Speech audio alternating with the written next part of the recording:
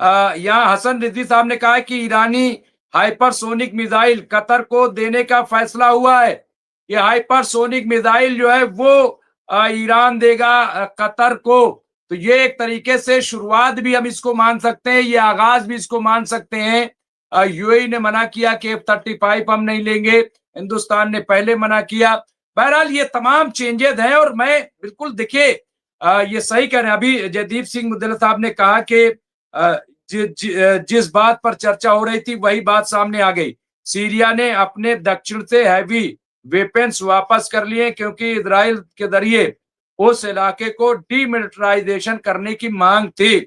देखिए सीरिया की तो बात ही मत कीजिए, सीरिया जोलानी को तो भेजा ही इसलिए गया और और भी बहुत सारी चीजें, लेकिन मैं समझता हूं कि बहुत सारी चीजें हालात के हिसाब से बदलती हैं। अब आइए मैं फिरोज बख्त अहमद साहब से भी सुन लेता हूं और उसके बाद फिर एक एक कमेंट सबका। फिरोज बख्त साहब, आप भी जाहिर है कि जानते हैं, समझते हैं, आपके भी गले से ये बात उतरेगी नहीं।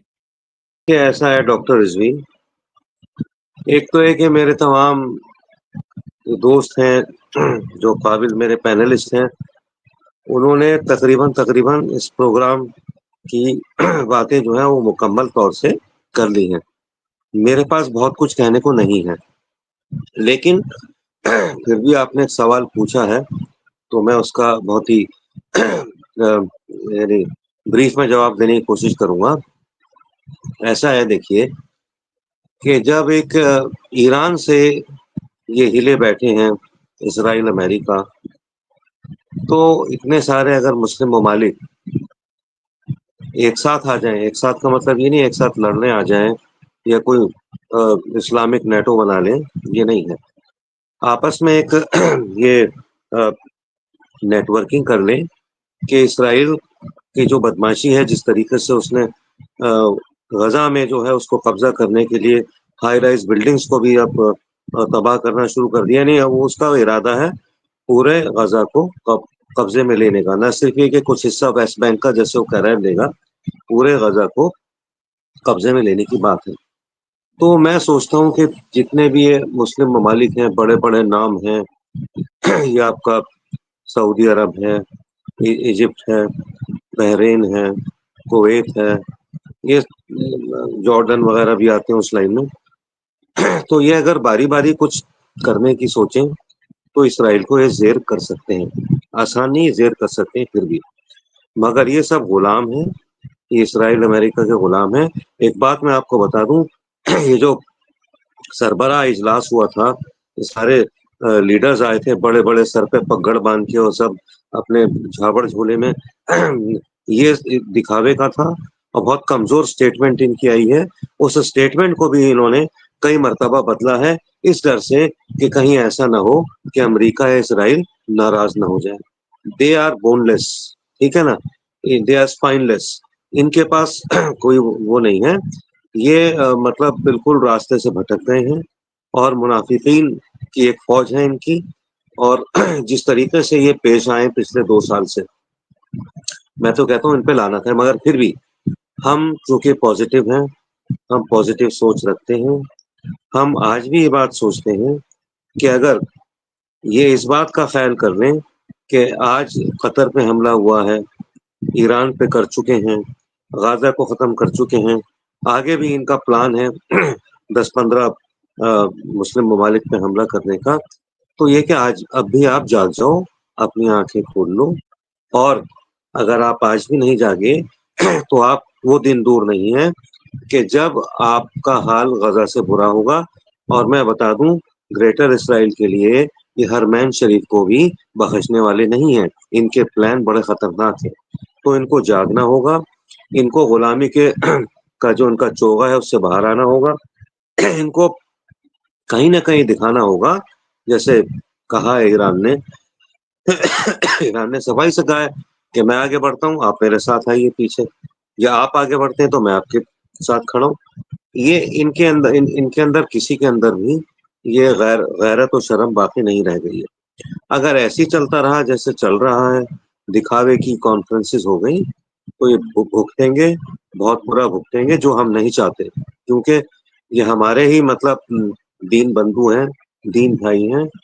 लेकिन अगर ये अपना हक अदा नहीं करेंगे, अगर ये गुलामी की जो इनकी एक आँखों पे इन्होंने परत लपेट रखी है, उसको उखाड़ के नहीं फेंकेंगे, तो अमेरिका और इस्राइल, चूँकि उनके वहाँ तेल ज़खायर जो है उन पे नज़र है, अमेरिका की, इस्राइल की, पूरे नेटो की, तो इनको छोड़ने वाले नहीं हैं।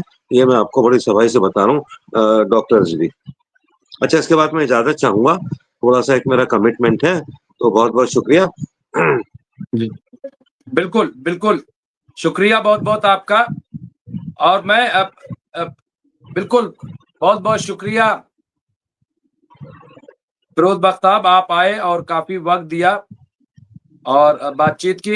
एक और खबर आ रही है हसन रिज़वी साहब ने, और उसी बात को लेकर के मैं प्रोफ़ेसर तेजावत पास जाऊँगा। कतर और रशिया में $400 का एयर डिफेंस सिस्टम की बात चल रही है।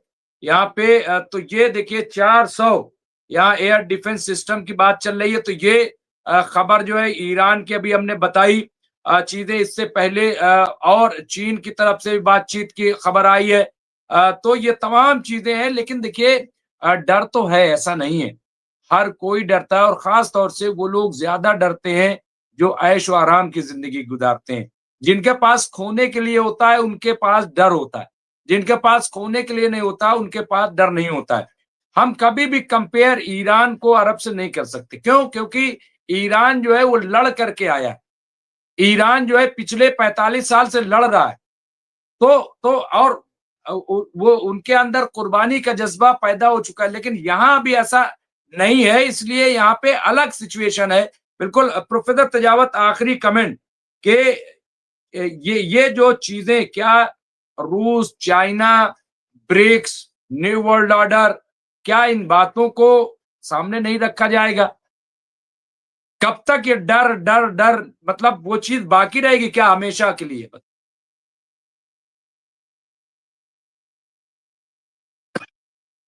कि दरअसल चीन और रूस तब तक कोई मदद नहीं करेंगे जब तक कि खुद ये अपनी मदद के लिए आगे नहीं आएंगे, क्योंकि चीन के अमेरिका के अपने संबंध हैं दोनों। इसलिए चीन अमेरिका से इसलिए संबंध नहीं बिगाड़ेगा कि वो फिलिस्तीन का मसला है या कोई अरब इजराइल में वह अपना कोई देख रहा है, अपना कोई रोल देख रहा है, ऐसा कभी नहीं होगा। चीन के जो ज्यादातर इंटरेस्ट है वो अमेरिका से जुड़े हुए हैं, और बाकी जो गल्फ कंट्रीज हैं वहां पर चीन का हैवी इन्वेस्टमेंट है, जैसा कि आमतौर पे काफी अलग अलग जगहों पर है, अफ्रीका में भी है, पाकिस्तान वगैरह में भी हम जानते हैं इन्वेस्टमेंट है काफी हद तक।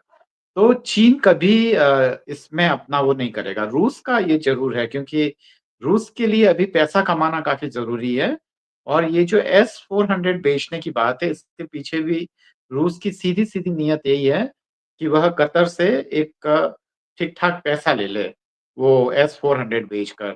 तो यहाँ पे ये दोनों देशों से अगर अरब ममालिक बहुत ज्यादा उम्मीदें कर रहे हैं, तो मुझे लगता है कि ये ठीक नहीं है, या कि शायद ये जो रियलिटी है उसको थोड़ा ठीक से देखना नहीं हुआ। तो रियलिस्टिक नहीं लग रहा है कि वो आएंगे इस पूरे मसले में, क्योंकि उनके अपने इंटरेस्ट हैं।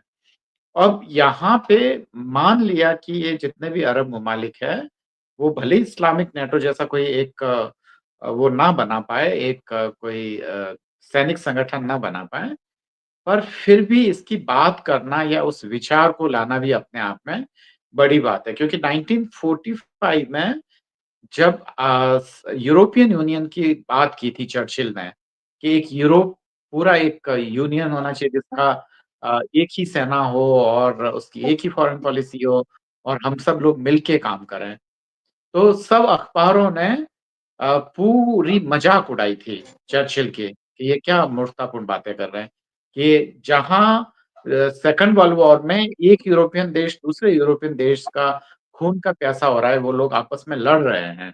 यूरोपियन यूनियन तो कभी हो ही नहीं सकता, अगले 200 साल में नहीं हो सकता। और हम देख रहे हैं कि उसके केवल 3 मतलब 4-5 दशक बाद ही यूरोपियन यूनियन हकीकत बन के आ गया।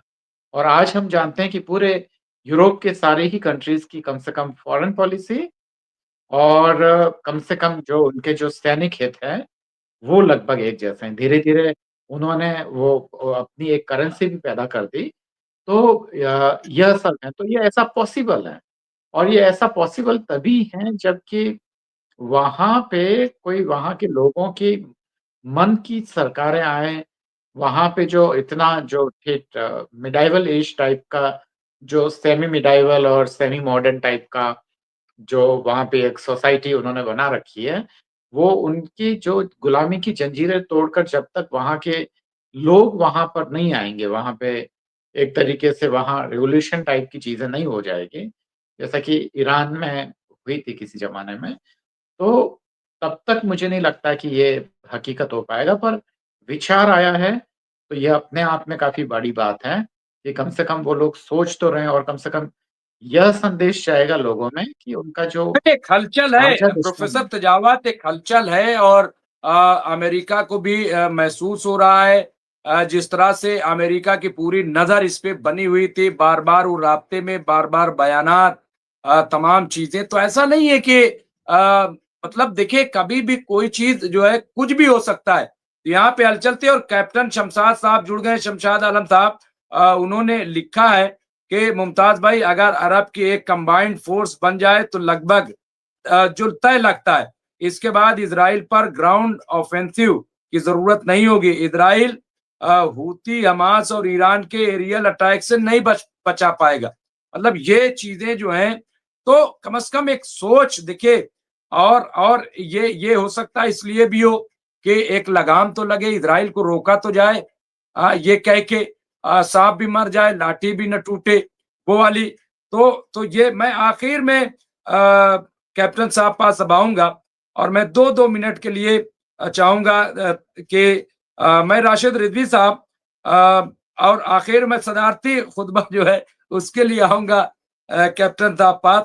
तो लेकिन राशिद रिजवी साहब, ये बिल्कुल सही है, लेकिन चलिए मान लीजिए अच्छा कि होता है ऐसा, मान लीजिए नहीं, हम तो कह रहे हैं कि नहीं हो पाएगा, चलिए हम भी आप ही लोगों की बात मान रहे हैं कि ये मुमकिन नहीं है। लेकिन चलिए अगर हो जाए तब क्या होगा, कैसी तस्वीर उभरेगी अगर ये होता है तब, जरा उसका भी नक्शा पेश कीजिए। देखिए, हमने ये नहीं कहा कि नहीं हो सकता है। हमने एक बार भी नहीं कहा कि ये चीज पॉसिबल नहीं है। अरे पॉसिबल है। हमने सिर्फ ये कहा है कि एक दूसरे के ऊपर भरोसा नहीं है और खुद के दिल के अंदर एक निष्ठा नहीं है। ये एक कारण है, ये एक दुविधा है। सब दुविधा में है। आपने एक चीज ध्यान दिया होगा कि एक गांव के रहने वाले लोग हर तरीके के जानवर पालते हैं। मुर्गी भी पालेंगे, भैंस भी पालेंगे, बकरी भी पालेंगे, लेकिन सबको अलग अलग तरीके से डील करते हैं वो। मुर्गी को बुलाना होगा तो कैसे बुलाएंगे, भैंस को बुलाना होगा तो कैसे बुलाएंगे, बकरी को बुलाना होगा तो कैसे बुलाएंगे। तो अमेरिका इन गल्फ कंट्रीज के शेखों को सिर्फ पाल के रखा हुआ है उसने। उसको पता है कि किसको हम कैसे बुलाएंगे, किसको हम कैसे डराएंगे, किसको कैसे हम धिक्कारेंगे, किसको कैसे पुचकारेंगे। तो इसीलिए अमेरिका को कोई टेंशन नहीं है अभी। अब आप ये देखिए जिस तरीके से बिंदास हो करके इजराइल और तेज हमला कर रहा है फिलिस्तीन में, वो गाजा में लोगों को बेपनाह उसने आज बहुत बड़े बड़े ब्लास्ट किए, बहुत लोग मरे आज। तो उन सारी चीजों को देखते हुए तो ये चीज एकदम तस्वीर क्लियर है कि इस बैठक का इनके ऊपर कोई असर नहीं है। वो इन लोग को और डरा रहा है, वो इनको डरा रहा है, ये संकेत है उनको डराने का। कंप्लीटली इन लोग उस चीज को देख करके, मुझको तो इस बात का ये शक है कि कल की सुबह इनके कोई स्टेटमेंट चेंज ना हो जाए। किसी ने खुल के नहीं बोला। एक मलेशिया का प्रेसिडेंट है, वो बोलते हैं कि खाली बातचीत भाषण देने से मिसाइलें नहीं रुकेंगी। वो भी आपके ऊपर कोई असर नहीं हो रहा है। तो आप किस तरीके से एक यूनिटी लाएंगे, एकता लाएंगे। एक छोटा सा एग्जांपल आपको हम देते हैं, आप सुनेंगे तो आप सब हंसेंगे। हूती आतंकी है, हमास आतंकी है, उन लोगों ने कितने सिविलियन को मारा। सवाल ये है, इजराइल इनोसेंट है जिसने 1 लाख से ऊपर मासूमों को मार दिया, उसके बाद भी वो इनोसेंट है। क्यों? क्योंकि उसके इनोसेंट होने की मोहर अमेरिका लगा रहा है। तो अमेरिका जिसको चाहेगा आतंकी घोषित कर देगा, जिसको चाहेगा इनोसेंट घोषित कर देगा। और अमेरिका को अगर आपको बैकफुट में रखना है तो सबसे पहले आपको दो में से एक चीज करनी है, इजराइल से या तो पहले रिश्ते खत्म कर लीजिए, तब अमेरिका कमजोर होगा, या फिर अमेरिका का एयरबेस वहां से खाली करवाइए। अगर आप में हिम्मत है तो आप करा के दिखाइए, उसके बाद जब बैठेंगे हम लोग तो हम आपको बता देंगे कि इजराइल कब तक अपने पुराने हुदूद में सिमट जाएगा। थैंक यू रिजी साहब। और ये सही है कि भाई कुछ ना कुछ तो प्रैक्टिकल करना पड़ेगा, कोई ना कोई कदम तो उठाना पड़ेगा।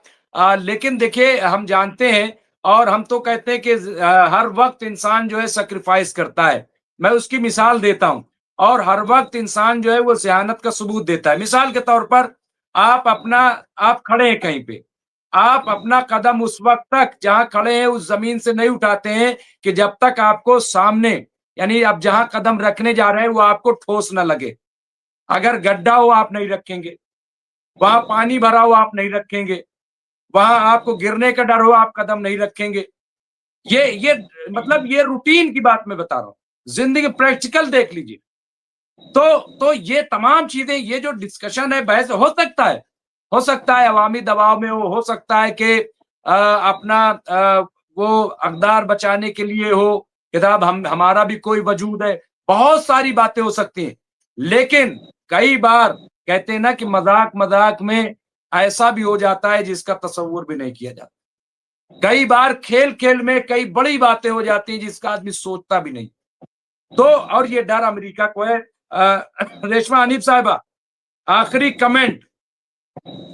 और एक और बड़ी खबर आ रही, जयदीप सिंह बुंदेला साहब ने दिया कि इजराइल ने चीन पर इल्जाम लगाया है कि चीन वेस्टर्न मीडिया पर इजराइल मुखालिफ एजेंडा चला रहा है। यहाँ पे ये देखिए, चीन जो है वो आता जरूर है, चीन और रूस वो ना है ऐसा हरगिज नहीं है, और इस पूरे खेल के पीछे ये दोनों हैं। और अभी हमारे प्राइम मिनिस्टर जब चीन चले गए तो अमेरिका की चीख निकल गई। मैं ये भी बता दूं, रेशमानी साहब। जी, डॉक्टर साहब सही कह रहे हैं आप। और अभी जो हमारे प्राइम मिनिस्टर चीन गए थे, तो डोनाल्ड ट्रंप ने खुद ये माना था कि हमने तो भारत को अब खो दिया है। भाई खो क्यों दिया है? क्योंकि जब इतना आप टैरिफ लगा रहे हैं और बात बात पर मैंने सीज फायर कराया, मैंने ये कराया, मैंने वो कराया, मतलब अगर कोई चुप है तो इसका मतलब ये तो नहीं है कि आप बार बार जो है यही चीज कहते रहें। तो कुछ चीजें इनकी ऐसी रही ट्रम्प की, जो दोस्ती को इन्होंने बिल्कुल एकदम अपनी खुद ही खत्म कर लिया है। हालांकि अगर ये भारत को लेके चलते तो ऐसा नहीं है, अमेरिका को भी बड़ा फायदा होता, लेकिन खैर इन्होंने खो दिया, कोई बात नहीं। दूसरी चीज ये है, अरब मुल्कों का जहां तक सवाल है, तो अरब मुल्क जो है हाँ बना तो सकते हैं, अगर बनाएंगे तो ऐसा ही बनाएंगे जैसे ओआईसी है और अरब लीग है, इस तरह का कोई और संगठन बन जाएगा जो इनएक्टिव रहेगा, कुछ एक्टिव वगैरह तो रहेगा नहीं जो कुछ करे। तो इनमें इतनी हिम्मत तो है नहीं। एक छोटा सा मुल्क है वेनेजुएला, देखिए उसने कैसे जो है कहा है कि अगर हमें हमारे ऊपर हमला हुआ तो हम हथियार उठा लेंगे, हमारा पूरा देश हथियार उठा लेगा और हम अमेरिका का मुकाबला करेंगे। तो इस तरह से वहाँ की जो प्रेसिडेंट है निकोलस, तो उन्होंने ये बात कही हुई है और बाकी उनकी जनता भी उनके साथ है। तो फिर अगर जब आवाम इनके साथ है तो फिर इन लोग क्यों नहीं इस तरह का कुछ वो फैसला लेते हैं या स्टैंड लेते हैं? और बस सब एक जगह जमा हो गए, उसके बाद भी इजराइल हमले पे हमला किया जा रहा है, भाई उसको तो कोई फर्क नहीं पड़ रहा है ना। तो आप लोग जो है बस मेरे भाई पे कुछ हुआ तो ये कर देंगे वो कर देंगे, बस बयानबाजी हो रही है और होना तो कुछ भी नहीं है, वैसे लगता नहीं है। और अगर हो सकता है भाई इन फ्यूचर, तो अब नहीं कह सकते, फ्यूचर तो किसी ने भी नहीं देखा है, तो हो सकता है कि अगर कुछ अच्छा हो जाए तो अच्छी ही बात है। लेकिन इनके जो बनाए हुए पहले से ही ऑर्गेनाइजेशन है, तो वही नहीं कुछ कर रहे हैं, तो आगे एक और संगठन बना लेंगे तो क्या होगा फिर? अब मुझे तो बहुत ज्यादा इन लोगों पे तो नहीं भरोसा है। बहरहाल इससे तो अच्छा जो है हूती है, हिजबुल्ला है और ईरान है, ये सब अच्छा कर रहे हैं। कम से कम ये है कि हाँ ईंट का जवाब ईंट से तो दे रहे, ना ही पत्थर से दें तो ईंट से तो दे ही रहे। तो ये सब चीजें हैं और अब देखिए क्या होता है, अभी तो आने वाले दिनों में पता चल ही जाएगा क्या होता है। जी डॉक्टर साहब। नहीं नहीं बिल्कुल, देखिए ये इस बात के तो हम भी कायल हैं कि हलवा हलवा कहने से मुंह मीठा नहीं होता है। हलवा पकाना पड़ता है, उसके लिए तमाम चीजें जमा करनी पड़ती हैं, आग जलानी पड़ती है और घोटना पड़ता है और उसके बाद बनता है। लेकिन कहीं न कहीं से तैयारी भी होती है, तो हम उसको देख सकते हैं। अब नसीरुद्दीन साहब ने अपडेट दी है, कहाँ से दी है मैं अभी चेक करूँगा, लेकिन हमारे जितने व्यूअर और ख़ास तौर से जयदीप सिंह मुंडेला साहब हों, हसन रिज़वी साहब हों, नूर साहब, वज़ीउद्दीन साहब हों, या ये सब बहुत ही मतलब सही अपडेट करते हैं। इन्होंने कहा कतर ने इज़राइल का नक्शा अपने नक्शे से मिटा दिया, जो फ्लाइट में दिखाया जाता है। ये अब उन्होंने ये बात कही है और मैं समझता हूँ कि ये बहुत ही इम्पोर्टेंट अगर ऐसा हुआ है। अब कैप्टन साहब इसको बताएँगे कि अगर ये सही है कि नक्शे से हटा दिया जो फ्लाइट में ख़ास तौर से, तो ये बहुत बड़ी बात होगी। इसके अलावा नूर साहब ने लिखा है कि डरने वाले डरते-डरते इतना निडर हो जाते हैं कि फिर डर ही नहीं रहता, कोई डरा ही नहीं सकता, ऐसा भी हो जाता है। एक साहब ने और तबसरा किया है, मैं बता देता हूँ, तबसरे तो बहुत आए हैं। हसन रिज़वी साहब ने कि ईरान की डील से ट्रंप परेशान है, कतर छोड़कर जाएँ इसी अमेरिकी फ़ौज। तो ये ईरान चूँकि बार-बार कह रहा है कि यहाँ पे ये सब जो है मिलिट्री बेस खत्म हो, इसी बात पे ईरान अड़ा हुआ है और कह रहा है कि हम तुम्हें देंगे, हम हिफाजत करेंगे, हम जो है, तो जिससे अमेरिका डरवाता था, यही खतरा है, कह रहा है हम हिफाजत करेंगे। अब बताइए, ये तो बिल्कुल उल्टा हो गया। वो कहते हैं ना कि अगर हम मतलब ये नेगेटिव वे में ना जाइएगा, मिसाल हो सकता है ये गलत भी हो, लेकिन इसको ज़रा सा पॉजिटिव ले लीजिएगा। अमेरिका की तरफ से इसको ले लीजिएगा कि साहब किसी चोर को अगर निगरान बना दीजिए तो फिर वो चोरी नहीं करता। तो चलिए इसको ऐसे मान लीजिए कि अगर ईरान जो है खुद हिफाजत की बात करने लगा है, तो चलिए ऐसे मान लीजिए कि फिर तो उससे डर नहीं होगा। और जयदीप साहब ने एक और लिखा है, सीरिया के विदेश मंत्री, उन्होंने कहा है कि हम इज़राइल के साथ एक सुरक्षा समझौते पर पहुंच रहे हैं। ये सीरिया के विदेश मंत्री से आया। खैर उनका भी मामला चलेगा, वो देखा जाएगा क्या है। लेकिन कैप्टन साहब आखिर में कैप्टन शमशाद साहब ने और कुछ लिखा है, गाजा से जो पलायन करके दूसरी जगह चले गए थे, इज़राइल के अटैक के बाद रिवर्स माइग्रेशन करके गाजा में आ गए हैं। आईडीएफ अभी भी गाजा में दाखिल नहीं हो पा रहा है। ग्राउंड में हमास आईडीएफ पर भारी पड़ रहा है। ये कैप्टन शमशाद साहब ने ये अपडेट दी है और ये बात हम भी मानते हैं। आखिर में कमेंट, बहुत सारे कमेंट है, मैं सब नहीं पढ़ पाऊंगा, टाइम हो गया है। ग्रुप कैप्टन उत्तम कुमार देवनाथ जी, आखिर में सबकी बातें आपने सुनी, सदारती खुतबा। Thank you doctor Rizvi. देखिए, कुछ भी करने की जरूरत नहीं है, दो चीज कर दें, हींग लगे ना फिटकरी, रंग चोखा आएगा। किसी को भी कुछ करने की जरूरत नहीं है, फौजें भेजने की जरूरत नहीं है, एयरफोर्स बनाने की जरूरत नहीं है, नेटो भी बनाने की जरूरत नहीं है। दो चीजें कर दें अगले एक हफ्ते में, अगले 3-4 महीने में। एक, सऊदी हूती को परमिशन दे दे कि वो सऊदी अरेबिया के उत्तर, अब हूती हमला करता है 1800 किलोमीटर की दूरी से, बीच में सऊदी आ जाता है 1800 किलोमीटर। सऊदी को अगर इतना ही जोश है, वो हूती को परमिशन दे दे कि अपने अपने हथियारों को लेके तुम सऊदी में लॉन्च करने के लिए इजराइल पर सऊदी के उत्तर भाग में आ जाओ। सऊदी का जो बॉर्डर लगता है जॉर्डन के साथ, मैं 300 किलोमीटर की दूरी रह जाती है। सऊदी को कुछ भी नहीं करना, सिर्फ परमिशन देनी है कि हूती के जो गाड़ियां हैं मिसाइल लेकर सऊदी के उत्तरी भाग में आ जाए, वहां से दागे इजराइल पर। दूसरी चीज, मिस्र को कुछ नहीं करना है। अगर इतना ही जोश आ रहा है, अल-सीसी साहब के प्रवक्ता ने वहां इतने जबरदस्त बयान दिए, फौज की जरूरत ही नहीं है। मिस्र आज रात से डिक्लेयर कर दे कि सुएज कैनाल से आज से इजराइल का कोई भी जहाज नहीं गुजरेगा। भाई हूती लाल सागर में फायर कर रहा है ना, पूरा सुएज कैनाल तो मिस्र के एडमिनिस्ट्रेशन में है। वो बोल दें कि आज रात के 12 बजे के बाद कोई भी इजराइल का जहाज जो इजराइल से आ रहा है वो सुएज कैनाल से निकलकर लाल सागर और अरब सागर की तरफ नहीं बढ़ेगा, और अरब सागर और लाल सागर से कोई भी इजराइल की तरफ जो जहाज आ रहा है पानी का उसको सुएज कैनाल से नहीं जाने देंगे। इजराइल को हिला देंगे। मिस्र को एयरफोर्स भेजने की जरूरत नहीं है, आर्मी भेजने की जरूरत नहीं है, नेवी भेजने की जरूरत नहीं है। सिर्फ सुएज कैनाल इजराइल के शिप्स के लिए बंद कर दे। आज रात की 12 वो एक टेलीफोन बस। लेकिन इनमें से किसी की हिम्मत नहीं है, ना सऊदी ऐसे करेगा, ना मिस्र ऐसा करेगा। जी डॉक्टर रिजवी।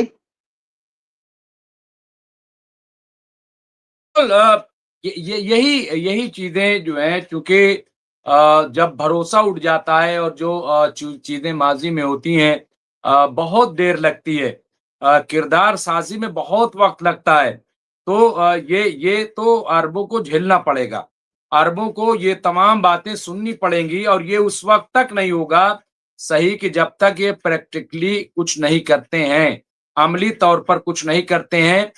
लेकिन इसके लिए देखिए, मैं समझता हूँ कि ईरान को और तमाम जो सेल्फ मेड अभी हैं उनको मजबूती से आना पड़ेगा, क्योंकि ये इस तरह से उलझे हुए हैं कि इनका इतना आसानी से निकल पाना मुश्किल है। बहरहाल ये कोशिश है, अभी और पिक्चर क्लियर होगी कि फैसला क्या हुआ, क्या होने जा रहा है, क्या नहीं होने जा रहा है। लेकिन आज की तारीख में आखिर में यही कि जंग चल रही है, गाजा पे भी अटैक हो रहा है, यमन पे भी अटैक हो रहा है, लेकिन ऐसा नहीं है कि सिंगल है, वापसी भी अटैक हो रहा है। बहुत बहुत शुक्रिया कैप्टन साहब, आपका इशारा मैं समझ गया उधर से, माफी चाहता हूं।